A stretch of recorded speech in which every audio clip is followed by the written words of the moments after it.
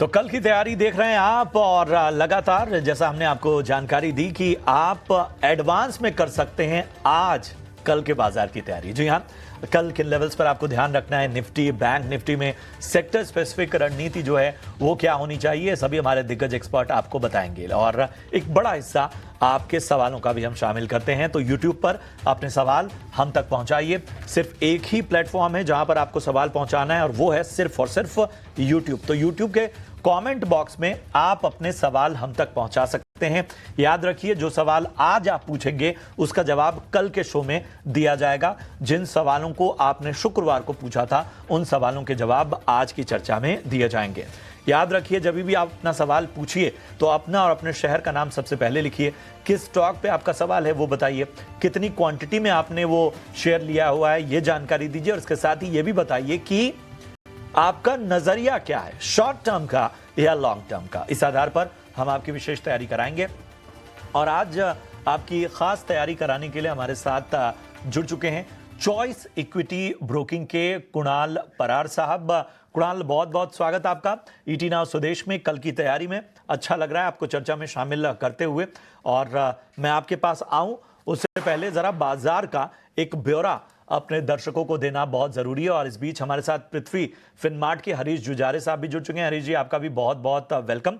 आप दोनों के पास मैं बारी बारी से आऊंगा। और कुणाल, आपसे तो इंडेक्स स्तरों पर मैं रणनीति चाहूंगा। हरीश जी, जरा रणनीति तैयार रखिए, खासतौर पे मेटल और ऑटो पे फोकस में रहे हैं आज। तो हरीश जी, मैं मेटल और ऑटो सेक्टर पर आपका नजरिए के साथ लौटूंगा, लेकिन जरा बाजार का ब्यौरा जरा दे देते हैं एक बार।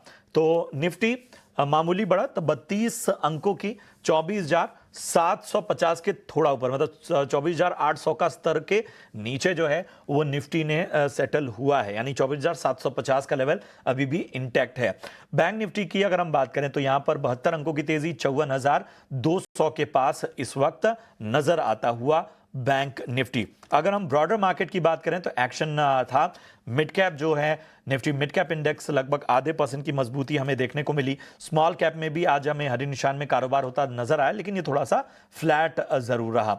अगर हम मार्केट ब्रेथ को आपके सामने लेकर आए, यानी कि एडवांस डिक्लाइन रेशियो अगर आपके सामने लेकर आए, तो आप समझ पाएंगे कि stock specific action, sector specific action भरपूर था। 1591 शेयर आज ऐसे थे जो कि हरे निशान में कारोबार करते नजर आए, और 1243 शेयर ऐसे थे जो कि दबाव हमें देखने को मिला। तो का पलड़ा आज के बाजार में भारी नजर आया। इन सब के बीच में मैं कुणाल, सबसे पहले आपके पास आना चाहूंगा। बाजार जो है उसमें मुनाफा वसूली हमें देखने को मिली है। ऊपरी स्तरों से बाजार में कहीं ना कहीं दोनों ही इंडेक्स स्तरों पर मुनाफा वसूली नजर आई। अच्छी बात यह रही कि दोनों ही इंडेक्स हरे निशान में क्लोजिंग लेते नजर आए, क्योंकि एक वक्त पे बैंक निफ्टी लाल निशान में हमें नजर आ रहा था। ऐसे में इस बाजार में क्या रणनीति रखी जाए, बहुत सारे सेक्टर्स परफॉर्म करते नजर आए।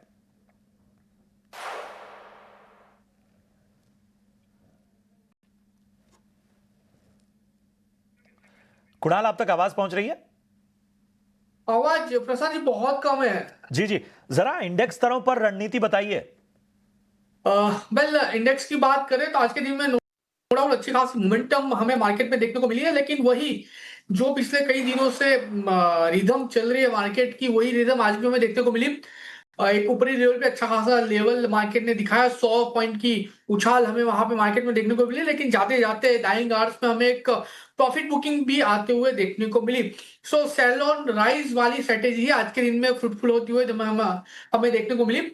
एंड सबसे बड़ी बात यह है कि निफ्टी को 24,810 के ऊपर सस्टेन होना था। उसने 24,885 तक का हाई भी बनाया था, लेकिन क्लोजिंग 24,810 के नीचे दिया, तो कहीं ना कहीं ये कंसर्न है, क्योंकि 24,810 एक स्ट्रॉन्ग रेजिस्टेंस है in form of 100 days moving average. So आप देख सकते हो कि पिछले कई दिनों से निफ्टी एक रेंज बाउंड मोमेंटम में ही है। लोअर लेवल पे 24,350, 24,400 और ऊपरी लेवल पे 24,800, ये रेंज में ही हमें आने वाले दिनों में कारोबार होते हुए देखने को मिल सकता है। सो फिलहाल जो रणनीति है मार्केट को लेके वो टोटली साइडवेज है। अगर मार्केट को एक अच्छी खासी मोमेंटम दिखानी है तो market has to sustain about 24,810। बिल्कुल, तो ये है रणनीति आपको इंडेक्स स्तरों पर नजर आती हुई। और हरीश जी, मैं आपके पास आना चाहूंगा, और खास तौर पे मेटल और ऑटो सेक्टर का जिक्र यहाँ पर बहुत इंपॉर्टेंट हो जाता है। मेटल और ऑटो सेक्टर्स पर जरा अपनी राय दीजिए। लीजिए, दोनों ही सेक्टर्स की जो इस वक्त की परफॉर्मेंस है वो अपने आप में ध्यान आकर्षित कर रही है। खासतौर पे ऑटो की अगर हम बात करें, जिस तरह के जीएसटी रैशनलाइजेशन का जो फायदा मिल रहा है और जिस तरह से कंपनियां अभी 22 तारीख से पहले ही ग्राहकों को, कंज्यूमर को अपनी ओर आकर्षित करने के लिए पहले ही रेट कट और तमाम चीजों का अनाउंसमेंट कर चुकी हैं, कितनी छूट देने वाली हैं, कितने आकर्षक लग रहे हैं ये दोनों sectors? Good evening Prashant ji. बिल्कुल, हमने देखा है कि लास्ट कुछ दिनों से ऑटो सेगमेंट में स्पेशली बात करते हैं तो पहले तो वहाँ पे एक अच्छा स्ट्रेंथ दिखाई दे रहा है, मोमेंटम भी है। अगर देखा है तो स्टॉक स्पेसिफिक के ऊपर बात करते हैं तो हमने इसके पहले देखा था कि जो रैली शुरू हुई थी हीरो मोटर से, वो उसके बाद M&M में भी देखा, मारुति में भी देखा। तो लगातार हम लोग एक के बाद एक स्टॉक पे अच्छा खासा रैली देखने मिल रहा है। मुझे लग रहा है कि ये जो मोमेंटम है अभी भी बहुत सारा मोमेंटम अपसाइड के ऊपर ही है। तो जिस तरीके से जीएसटी के रिफॉर्म्स देखने मिले, उसके बाद हमने और ज़्यादा स्पॉट होते हुए देखा हुआ है आज के ट्रेडिंग सेशन में। मुझे लग रहा है कि अभी भी इसमें कुछ चुनिंदा स्टॉक्स है जहाँ पे अभी भी हम लोग ये कर सकते हैं। तो जिस तरीके से मुझे लग रहा है कि बजाज ऑटो एक टू व्हीलर में हो गया और टाटा मोटर्स हो गया फोर व्हीलर में, मुझे लग रहा है कि ये दो अभी भी लगा रहे हैं। तो ज़रा यहाँ पे मुझे लग रहा है कि पोटेंशियल अभी भी है कि जी स्टॉक प्राइस ऊपर की ओर जाने के चांसेस है। अगर टाटा मोटर्स की पहले बात करते हैं तो मैं देखिए, टाटा मोटर्स बहुत दिनों के बाद कंसोलिडेशन के बाद आज के पहले दिन एक 200 डे मूविंग एवरेज क्रॉस किया है। वहाँ पर लग रहा है कि कंसोलिडेशन के बाद एक क्लियरली ब्रेकआउट है यहाँ पे स्टॉक में। और देखा है तो वॉल्यूम में भी गेन्स अच्छा खासा ग्रोथ देखने मिल रहा है आज के ट्रेडिंग सेशन में। मुझे लग रहा है कि ओवरऑल यहाँ पे एक तेजी बन नजर आ रही है टाटा मोटर्स में।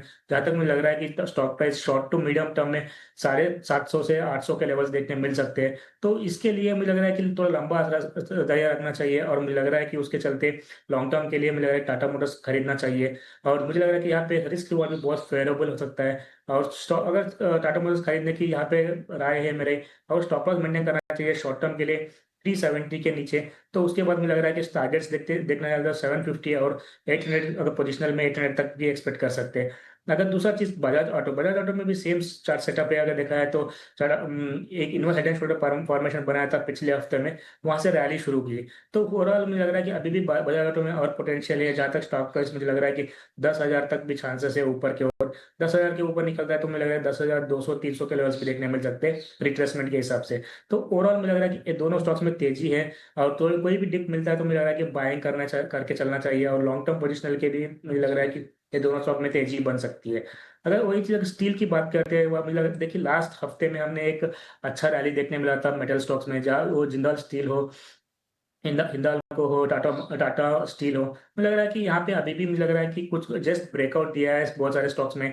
पहले अगर जिंदाल स्टील की बात करते हैं, देखिए लेक कंसोलिडेशन में था, लॉन्ग टर्म कंसोलिडेशन में स्टॉक प्राइस 1025 के आसपास एक रेजिस्टेंस जोन था, उसके ऊपर निकल के हुए स्टॉक प्राइस ट्रेड कर रहा है। मुझे लग रहा है जब तक इसके ऊपर टिका हुआ है स्टॉक प्राइस जो है, प्रीवियस ऑल टाइम हाई था 1096 लेवल तक चांसेस है ऊपर जाने के लिए। तो मुझे लग रहा है कि एक जिंदाल स्टील एक अच्छा बेट बन सकता है और अपॉर्चुनिटी भी बन सकती है करंट लेवल्स पे। अगर थोड़ा डिप मिलता है तो मुझे लग रहा है कि करेक्शन पे भी बाइंग करना चाहिए। जब तक 1025 के लेवल होल्ड रखता है, मुझे लग रहा है कि जिंदाल स्टील में तेजी बनी रहेगी, जो कि मुझे लग रहा है कि 1090 के लिए टारगेट्स के लिए बाइंग कर सकते हैं। और वही चीज टाटा स्टील में देखते हैं, टाटा स्टील में भी क्लियरली एक ब्रेकआउट दिया हुआ है। जो कंसोलिडेशन था स्टॉक प्राइस का बिल्कुल देखने मिल रहा है। और 170 के आसपास रेजिस्टेंस जोन था, मल्टीपल टाइम्स वो क्रॉस करने के लिए फेल हो रहा था, इस बार बिल्कुल उसके ऊपर टिक रहा है। मुझे लग रहा है कि स्टॉक प्राइस जो है 168 के ऊपर जब तक टिका हुआ है, मुझे लग रहा है कि तेजी एक्सटेंड हो सकती है ऊपर की ओर 176 और 180 लेवल्स तक। तो ओवरऑल मुझे लग रहा है कि इस सेगमेंट में और टाटा ऑटो सेगमेंट दोनों में तेजी है। तो जो भी है थोड़ा वेट एंड वॉच करके बाय करना चाहिए जिसमें ज्यादा पोटेंशियल है। और दूसरा चीज है कि थोड़ा रिस्क रिवॉर्ड फेवरेबल है, उस स्टॉक्स में मुझे लग रहा है चूज करना चाहिए इन दोनों सेगमेंट्स में। तो टाटा मोटर्स पसंद आता हुआ इस वक्त हरीश जी को, और यहाँ पर 750 से 800 तक के लेवल्स आपको आने वाले वक्त में नजर आ सकते हैं। बजाज ऑटो का भी उन्होंने जिक्र किया, बजाज ऑटो में 10,000 तक के लक्ष्य जो हैं वो नजर आ सकते हैं। जिंदल स्टील की बात करें तो यहाँ पर 1096 तक के लक्ष्य हासिल हो सकते हैं। और वहीं टाटा स्टील की अगर हम बात करें तो यहाँ पर 176 से 180 तक के लेवल्स टारगेट लक्ष्य हासिल हो सकते हैं। चलिए, तो ये थी बाजार पर राय और सेक्टर्स में कहां क्या पसंद आ रहा है हमारे एक्सपर्ट्स को, वो भी बताते हुए अब आपके सवालों को हम शामिल करते हैं। एक बार फिर से मैं बता दूं, आप YouTube पर अपने सवाल कमेंट कीजिए। जो सवाल आज आप पूछेंगे उसका जवाब कल के शो में दिया जाएगा। जिन लोगों ने शुक्रवार को सवाल पूछा था उसका जवाब आज दिया जाएगा। सबसे पहला सवाल वीपी अग्रवाल साहब का लेते हैं। यस बैंक पर राय जानना चाहते हैं और इन्होंने जो बाइंग प्राइस रखी है वो 24 रुपए 25 रुपए के आसपास खरीदारी की हुई है यस बैंक में। ऊपरी स्तरों की इनकी खरीदारी है, फिलहाल इनको नुकसान होता हुआ। कुणाल, यस बैंक 24-25 के स्तर पे इन्होंने खरीदारी की है, क्या करना चाहिए?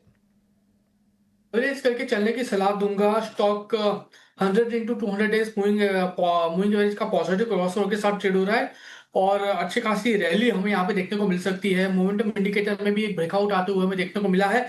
सो कहीं ना कहीं ऊपरी लेवल पे वापस 24 तक का लेवल ये स्टॉक दिखा सकता है। तो प्रेजेंट लेवल पे अगर पॉसिबल है तो एवरेज करके चलने की सलाह रहेगी। अगर नहीं है तो कोई बात नहीं, दिक्कत नहीं है। 24 तक के टारगेट हमें वैसे भी ये स्टॉक पे आने वाले दिनों में देखने को मिल सकते हैं। तो होल्ड करने की सलाह आपको यहां पर मिलती हुई। दीपक मित्तल हमारे एक दर्शक हैं और इनका सवाल इरकॉन पे आया हुआ है हमारे पास। 550 शेयर हैं इनके पास और 235 के भाव पे इन्होंने खरीदारी की हुई है। ऊपरी स्तरों की इनकी भी खरीदारी है इरकॉन इंटरनेशनल में। बताइए हरीश जी, क्या करना चाहिए? 235 की बाइंग लगता है कि आने वाले वक्त में नजर आ सकता है, कुछ घाटा कम हो सकता है इनका? प्रशांत जी, बिल्कुल अगर देखा है तो रेलवे स्टॉक्स में थोड़ा मोमेंटम देखने मिल रहा है लास्ट 1-2 हफ्तों से। मुझे लग रहा है कि इरकॉन इंटरनेशनल की बात करते हैं तो मुझे लग रहा है कि यहाँ पे एक शॉर्ट टर्म में एक तो ब्रेकआउट तो दे चुका है, लेकिन मुझे लग रहा है कि अभी भी 200 मूविंग एवरेज के बाद रेजिस्टेंस हो रहा है 185 के आसपास। वो लेवल क्लियरली एक निकालना जरूरी है, तब भी जाके मुझे लग रहा है कि इसमें एक बड़ा सा रैली देखने मिल सकता है। थोड़ा वेट करना चाहिए। हो सकता है जिस तरीके से बेस बन चुका है स्टॉक प्राइस में 160 के आसपास, मुझे लग रहा है कि उसी के स्टॉक के साथ होल्ड रखना चाहिए। मुझे लग रहा है कि एक बार 185 का लेवल अगर निकल लेता है तो ऊपर की ओर चांसेस है कि 220 से 230 के लेवल तक एक्सपेक्ट कर सकते हैं, लेकिन थोड़ा टाइम लग सकता है जिस तरीके से कंसोलिडेशन में रेलवे स्टॉक्स। तो मुझे लग रहा है कि थोड़ा होल्ड करना चाहिए और स्टॉक के साथ होल्ड रखना चाहिए। तो स्टॉक के साथ होल्ड करने की सलाह आपको यहां पर मिलती हुई। सूरज नई दिल्ली से इन्होंने सवाल पूछा है। जैगल प्रीपेड पर राय जानना चाहते हैं। 100 शेयर है इनके पास और इनकी बाइंग प्राइस भी ऊपरी स्तरों की है 398 की। नुकसान हालांकि कम होता होगा क्योंकि 100 शेयर ही इन्होंने लिए हुए हैं। बताएं कुणाल, जैगल पे क्या राय बन रही है? फिलहाल होल्ड करके चलने की सलाह है। नो डाउट स्टॉक पिछले कई दिनों से साइडवेज मोमेंटम में है, बट पिछले 3 दिनों से 100 डेज मूविंग एवरेज के नीचे स्टॉक ट्रेड हो रहा है और लोअर लेवल पे जो सपोर्ट आ रहा है वो 355 का है। तो मेरा कहना है कि 355 का एक एसएल मेंटेन करके रखिए, क्योंकि अगर ये ब्रेक होता है तो लो लेवल पे 300 तक के भी लेवल आपको ये स्टॉक दिखा सकता है। सो फिलहाल 355 के क्लोजिंग बेसिस के एसएल के साथ ये पोजीशन होल्ड करके चलने की सलाह है। अगर बाउंस बैक दिखता है तो 420 का पहला लेवल होगा और 420 अगर ब्रेक होता है तो फिर 480 तक के भी लेवल आपको ये स्टॉक में देखने को मिल सकते हैं। पर आपको राय मिलती हुई। एमबी राठौड़ साहब का सवाल लेते हैं। कोचीन शिपयार्ड पे राय जानना चाहते हैं और बाइंग रेट इनकी जो है वो 2010 रुपए की है और इनके भाव को अगर हम देखें तो वहाँ से स्टॉक काफ़ी नीचे है। डिफेंस शेयरों में एक रैली आई थी, उस रैली में कई लोग जो है ऊपरी स्तरों पर खरीदारी में फंसे हुए हैं, उसी में से राठौड़ साहब भी हैं।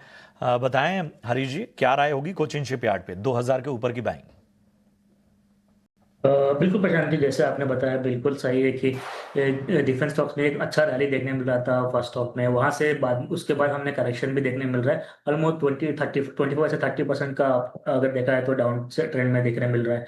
तो मुझे लग रहा है कि स्टॉक प्राइस, अगर कोचिन शिपयार्ड की बात करते हैं, स्टॉक प्राइस जो है अभी फिसल के ऑलमोस्ट एग्जैक्टली एक मेजर सपोर्ट जोन है 200 में उसी के आसपास कंसोलिडेट कर रहा है और प्रीवियस स्विंग के आसपास भी है। तो मुझे लग रहा है कि 1580 के आसपास एक स्ट्रॉन्ग सपोर्ट है। जब तक इसके ऊपर टिका है थोड़ा एक बाउंस बैक देखने मिल सकता है स्टॉक में। तो रेजिस्टेंस की बात करते हैं, मुझे लग रहा है 1800 का इमीडिएट रेजिस्टेंस है। तो 1800 के ऊपर निकलता है तो थोड़ा और मोमेंटम बढ़ सकता है, जो कि 2000 के लेवल तक देखने मिल सकता है। तो फिलहाल के लिए लॉन्ग टर्म प्रोस्पेक्टिव से चार्ट्स में देखते हैं तो बिल्कुल मुझे लग रहा है कि यहाँ पे बने रहना चाहिए। लेकिन अगर शॉर्ट टर्म में मुझे लग रहा है कि थोड़ा रेजिस्टेंस जोन से तो थोड़ा वेट करना चाहिए और मुझे लग रहा है कि सपोर्ट जोन बन रहा है 1580 के आसपास, ये उसी के स्टॉप लॉस मेंटेन करना चाहिए। शॉर्ट टर्म में मुझे लग रहा है कि थोड़ा ज्यादा बाउंस देखने मिल सकता है, लेकिन लॉन्ग टर्म प्रोस्पेक्टिव मुझे लग रहा है कि अच्छा है स्टॉक का और ओवरऑल चार्ट स्ट्रक्चर भी तेजी का ही है। लेकिन थोड़ा वेट करना पड़ेगा और होल्ड रखना चाहिए। अगर शॉर्ट टर्म प्लेयर है तो मुझे लग रहा है कि बिल्कुल 1580 के स्टॉक के साथ बने रह सकते हैं। शॉर्ट टर्म प्लेयर हैं तो 1580 का स्टॉप लॉस लगाइए। लॉन्ग टर्म प्लेयर हैं तो चिंता की बात नहीं, लॉन्ग टर्म में आगे रिवॉर्ड मिल सकता है। कृष्णा कोलकाता से इन्होंने सवाल पूछा है और श्री रेणुका शुगर्स पे राय जानना चाहते हैं और इनकी बाइंग प्राइस मैं बता देता हूं 39 के। पिछले दिनों शुगर शेयरों में एथनॉल वाली जो खबर आई उसका इम्पैक्ट हमने देखा। हालांकि अभी भी जो है वो 8 रुपए ज़्यादा के ऊपर के भाव पे इन्होंने खरीदारी की हुई है। क्या लगता है कुणाल, श्री रेणुका शुगर में 39 की बाइंग? वेल फिलहाल होल्ड करके चलने की सलाह है। ऊपरी लेवल पे 3350 के अराउंड एक स्ट्रॉन्ग रेजिस्टेंस आ रहा है, लेकिन लाइकली चांसेस है रेजिस्टेंस जो स्टॉक है वो ब्रेक कर सकता है। 200 डेज मूविंग एवरेज का रेजिस्टेंस आ रहा है सेम लेवल पे। सो अगर 200 डेज मूविंग एवरेज के ऊपर अगर स्टॉक सस्टेन होता है तो फिर इजीली ये स्टॉक 40 से लेकर 42 तक के लेवल हमें दिखा सकता है। सो व्यू डेफिनेटली पॉजिटिव साइड का ये होल्ड करके चलने का है और यहाँ पे मैं एवरेज करके चलने की भी सलाह दूंगा। 33.50 के ऊपर जैसे ही स्टॉक सस्टेन होता है वहां पे एवरेज करके चलने की सलाह है, क्योंकि उसके बाद अच्छी खासी रैली हमें आने वाले दिनों में स्टॉक में देखने को मिल सकती है। के चलने की सलाह, आने वाले दिनों में अच्छी रैली नजर आ सकती है। रंजू कुमारी जी का सवाल लेते हैं। 2 स्टॉक्स पे राय जानना चाहती हैं। एक तो गार्डन रीच और हरीश जी, गार्डन रीच में इनकी खरीदारी जो है वो ऊपरी स्तरों की है। 2960 के स्तर पे इन्होंने खरीदारी की हुई है और IRFC जो है उन्होंने खरीदारी की हुई है 184 पे और दोनों ही स्टॉक में नुकसान इनको होता हुआ। अगर पहले हम लोग गार्डन रिच की बात करते हैं, जैसे देखिए कोचिन शिपयार्ड है, इसमें भी हमने एक करेक्शन देखने मिल रहा था। तो ये दोनों स्टॉक ऑलमोस्ट डिफेंस के और शिप बिल्डिंग में है। तो मुझे लग रहा है कि अभी भी गार्डन रिच में बेस नहीं बना है क्लियरली, डाउन ट्रेंड अभी भी है। मुझे लग रहा है कि करेक्शन एक्सटेंड हो सकता है। एक lower top lower bottom formation बन रहा है स्टॉक प्राइस में। मुझे लग रहा है कि शॉर्ट टर्म में थोड़ा और नीचे की ओर फिसल सकता है स्टॉक प्राइस, जहाँ तक मुझे लग रहा है कि सपोर्ट से 2200 के आसपास है। तो मुझे लग रहा है कि शॉर्ट टर्म में और थोड़ा करेक्शन एक्सटेंडेड है। अगर इनका अप्रोच अगर लॉन्ग टर्म के लिए है तो मुझे लग रहा है कि जैसे मैंने बताया कोचिन शिपयार्ड, इसमें भी मुझे लग रहा है कि लॉन्ग टर्म पर्सपेक्टिव से अच्छे हैं स्टॉक्स और उसके हिसाब से मुझे लग रहा है कि होल्ड करना चाहिए। अगर शॉर्ट टर्म प्लेयर है तो मुझे लग रहा है कि थोड़ा स्टॉक मेंटेन करना चाहिए। ऊपर की ओर मिलता है तो शॉर्ट टर्म के लिए तो मुझे लग रहा है कि रेजिस्टेंस जोन है 2650 के आसपास है। तो वहां पे अगर मिलता है तो मुझे लग रहा है कि एक बार एग्जिट करते हैं शॉर्ट टर्म प्लेयर से। तो नहीं तो मुझे लग रहा है कि लॉन्ग टर्म प्लेयर तो बिल्कुल बने रहना चाहिए। कुछ करेक्शन हो सकता है, थोड़ा एक्सटेंड हो, लेकिन लॉन्ग टर्म में मुझे लग रहा है कि बिल्कुल बने रहना चाहिए। और IRFC की बात करते हैं, जैसे रेलवे स्टॉक्स के भी एक स्टॉक है जहाँ पे कंसोलिडेशन है स्टॉक प्राइस, और मुझे लग रहा है कि स्टॉक प्राइस में एक रेजिस्टेंस जोन बन रहा है 130 150 के आसपास। तो उसके ऊपर 200 डे मूविंग एवरेज 135 के आसपास है। तो ये जो दोनों मेजर रेजिस्टेंस जोन है तो उसको निकालना जरूरी है, तब भी जाके मुझे लग रहा है कि एक बड़ा सा रैली देखने मिल सकता है। लेकिन मुझे ऐसा नजर आ रहा है कि जिस तरीके से रेलवे स्टॉक्स का पैटर्न बन रहा है, कहीं ना कहीं एक बॉटम आउट फॉर्मेशन बनते हुए नजर आ रहा है। तो IRFC तो बिल्कुल बने रहना चाहिए। शॉर्ट टर्म में भी मुझे लग रहा है कि एक मोमेंटम देखने मिल सकता है 135 के लेवल तक, लेकिन लॉन्ग टर्म पोजिशन में मुझे लग रहा है कि 150 के लेवल भी देखने मिल सकता है। थोड़ा टाइम के लिए बने रहना चाहिए रेलवे स्टॉक्स में। ठीक है, थोड़े समय के लिए बने रहने की आपको सलाह IRFC में मिलती हुई। साजिद का सवाल लेते हैं। शिपिंग कॉरपोरेशन ऑफ इंडिया पर राय जानना चाहते हैं। क्या बात है, आज डिफेंस क्षेत्र के बड़े सारे सवाल आ रहे हैं। 280 की इनकी बाइंग प्राइस है और 460 शेयर इन्होंने रखे हुए हैं, बरकरार रखे हुए हैं। बताएं कुणाल, क्या करना चाहिए शिपिंग कॉरपोरेशन ऑफ इंडिया में 280 की बाइंग के हिसाब से? कुणाल, अपने आप को जरा अनम्यूट कर लें आप। वेल लग रहा है कि बहुत पहले की खरीदारी है, 2000 अगस्त 2024 के पहले की खरीदारी है और फिलहाल स्टॉक 207 के अराउंड ट्रेड हो रहा है। पॉजिटिव क्रॉसओवर के साथ है 100 इंटू 200 डेज मूविंग एवरेज। सो लाइकली चांसेस है कि आने वाले दिनों में एक अच्छी खासी रैली हमें ये स्टॉक दिखा सकता है। मैं कहूंगा यहाँ पे एक बार एवरेज करके भी चलने की सलाह रहेगी 207 के अराउंड, और लो लेवल पे हम 195 का एक क्लोजिंग बेसिस पे ऐसे मेंटेन करके चलेंगे। और ऊपरी लेवल की बात करो तो इमीडिएट बेसिस पे 240 और 240 जैसे ही क्रॉस होता है एक अच्छी खासी रैली हमें स्टॉक में देखने को मिल सकती है, जिसके बेस पे ये स्टॉक हमें 300 तक का भी लेवल दिखा सकता है। तो व्यू डेफिनेटली पॉजिटिव साइड का है, खरीदारी करके चलने की सलाह है। 195 का हम वहां पे एक ऐसे मेंटेन करके चलेंगे। 195 का स्टॉप लॉस मेंटेन करिए और यहां पर बने रहने की आपको सलाह, पॉजिटिव व्यू मिलता हुआ। चलिए, इतने ही सवालों को हम शामिल कर पाएंगे, लेकिन YouTube पर कमेंट करते रहिए अपने सवाल, हम कल उन सवालों के जवाब देंगे। फिलहाल बढ़ते हैं अपने खास सेगमेंट VIP शेयर्स की ओर।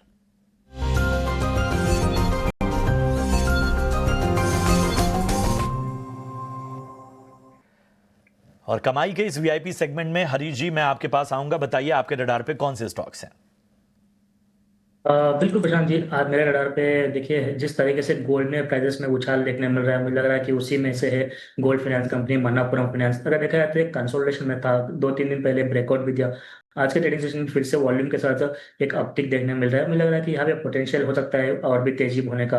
तो करंट लेवल्स पे इस स्टॉक को बाय करने की राय रहेगी। ऊपर मुझे लग रहा है कि 320 का टारगेट्स के लिए बाय करना चाहिए और 270 का स्टॉप लॉस मेंटेन करना चाहिए मणप्पुरम फाइनेंस में।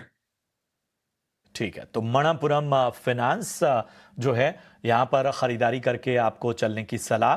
और बढ़ते हैं आगे और अब जरा कुणाल के पास चलते हैं। कुणाल, आप बताइए आपके रडार पे कौन से स्टॉक हैं?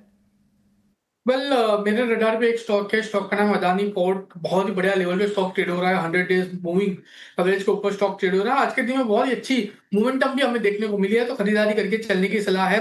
1350 के अराउंड स्टॉक ट्रेड हो रहा है, 1312 हम यहाँ पे ऐसे मेंटेन करके चलेंगे। 1380 का पहला टारगेट है, जो इसका रिसेंट का टॉप भी है। जैसे 1380 ब्रेक होगा, आपको ऊपरी लेवल पे वन वे डायरेक्शन में 1430 1430 तक के भी टारगेट देखने को मिल सकते हैं। सो अदानी पोर्ट पे फोकस करके चलने की सलाह रहेगी।